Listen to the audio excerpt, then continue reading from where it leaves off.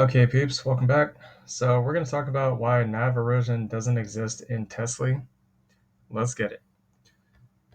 So the first thing I want to bring up is that, as you guys can see, NAV erosion is not happening in TSLY because we're in a trading channel here. As you guys know, a trading channel, well, those of you that trade, a trading channel is basically sideways chop. It's consolidation. It's not moving up nor moving down. If we were looking for NAV erosion, basically we would want to see the price move and close below this support level here with some sort of candle close and follow through. We have not seen that. As a matter of fact, what we have seen is a bounce off of support here. So a couple of things that we want to bring up is we've already calculated all this already. So basically what we're going to assume here is that you bought at the beginning of the year and you held your shares to the current day. If you did that, you'd actually be up roughly about 9% on your shares. Okay. So I'm not seeing NAV erosion here. I see a 9% year-to-date gain in unrealized profit if you chose not to sell. Not to mention you would have gotten all these dividends. You would technically be pretty juicily in the money right now. Okay. So let's assume that you bought at the start of the year and you were a smart trader. You decided you wanted to buy at the bottom, sell at the top. You had the patience to do it. You would have made about a 38% gain, but we'll be conservative here and say 32%. And you collected the dividends along the way. So this is what you would get paid in your dividends, assuming you had $1,000 at the bottom at that share price at the time. You would have got 74 shares times the amount of distributions, basically all the way up until the most recent one. You would have received about $550 in distributions. Now, let's assume that you were a little impatient. You decided you wanted to buy at the top here, and you either sold at the bottom or you didn't sell at all. Okay. So we're going to go bottom at the top, basically, again, about 32%. So here's your dividend amount, and here's the amount that you would be in a drawdown, or basically a realized loss. Again, 32% of $1,000 is $320. So if you collect the dividends and you did not sell and you were in an unrealized drawdown of 32%, assuming you bought at the top, sold at the bottom, or I should say didn't sell at the bottom in this case, you'd still be up $229. That's about a 23% gain or 23% profit on your position, even in a 32% drawdown. But if you did sell, again, you would still be positive on the year. So from a technical and a dividend perspective here, I am not seeing any NAV erosion. Okay. That's the first thing. Second thing here that I want to talk about is the distribution yield. So distribution yield is 47, almost 48%. Again, if you had bought at the bottom and you had held your shares up here, from that point, you would have had 37 plus 47%. So you would have been up about, what is that, about 85%. So you'd be massively in the money at this point. If you had bought at the bottom and held till the current day, not sold anything, you'd be at 9.15%, basically plus that 47%. So you'd be up 56%. Again, there's not NAV erosion here. And let's be clear about something. NAV erosion is what goes on with the fund. What you do with your own particular trades and or dividends and how you manage that has zero to do with the fund. Okay. You can have the crappiest fund in the world, but if you know how to play it right, you could still come out of that thing in the money. So whether you're in the money or out of the money, that depends on your performance in your own personal portfolio and positions. So there's that. Basically, the yield year to date would have outpaced pretty much the largest drawdown. When we say largest, we'll pull from the peak down to the bottom. So you get about 32%, but again, you're getting 47% on average over the entire year.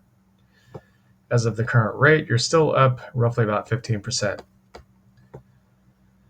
So the next metric I want to bring up is the net assets under management. Since we started uploading videos on TSLY, the net assets has grown by about double.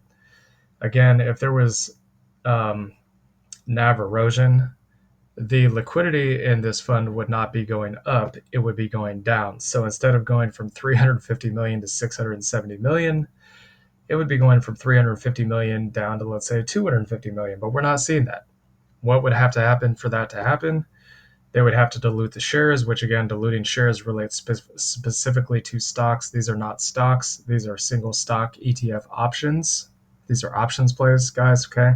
Not stocks. The fund does not have any stocks of Tesla in their portfolio. They basically synthetically replicate the price action of Tesla, but they don't own any Tesla.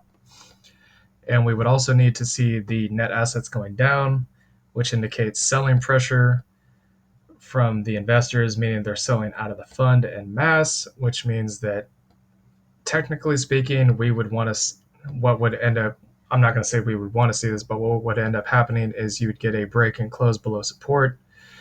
It would close down here with some red candle closes and a further movement to the downside. We're just not seeing that. And as for the shares, when you talk about stocks, I'll give you guys a hypothetical example, okay? Let's say AMC, for example. A lot of people love AMC. So let's say they had 10 million shares on the market, okay? And they wanted to come out and say, well, we want to raise money, so we're going to sell another 90 million shares to the market. This happens all the time, believe it or not. So basically, they would raise money in exchange for selling shares. Well, again, supply and demand. If you have, let's say, 10 million people buying 10 million shares, well, you get one share per person. If you have 10 million people buying 100 shares, then you get 10 shares per person. So the shares don't seem as attractive, when you get 10 per person as you do one per person, because the supply is higher, but the demand is also higher, which means that, again, the share price could be diluted.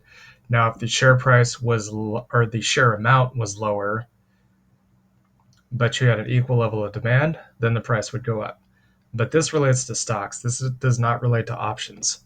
So basically what we're looking at here is, because the net asset value of the fund has increased, again, not decreased, which is the opposite of NAV erosion, and NAV erosion doesn't exist in options, by the way, the shares outstanding that they have to put out into the market to collect premiums has to increase. More investors are buying into TSLY, which means that more investors want to get paid the dividends. And since that's what they claim to do, is pay options premiums, aka dividends, out to their investors. Now that they have more investors, they have to create more options contracts, which means the shares outstanding is going to go up so that they can ultimately do what? Pay more options premiums to their investors. And this cycle will just continue to go on and on and on and on as long as this fund exists. So the other metric we want to look at is basically what they're doing with their cash, what the net assets that they have under management is. As you guys can see, about 85 to 90% of that is in cash and or treasury bonds. Since we are in a Fed tightening cycle right now, the interest rates on those are extremely high. So in my opinion, that's a genius move on their part. They're basically at an extra 4 to 6%, if that's what they're buying into, on pretty much all of this money. So not only are they getting the options premiums, they're getting the 5 to 6% interest rate on cash and treasury bonds on top of that. And keep in mind, guys, the treasury bonds being at 5 or 6%, that typically only happens once every decade or so, because we only see a bear market or Fed tightening rates roughly about every 10 to 15 years on average. So anyways, hope y'all enjoyed this content. Please like, comment, and subscribe. I'm telling you guys all this stuff based on 7 years of experience that we have as traders and investors. Hope y'all enjoy this, and we'll see y'all later. Peace.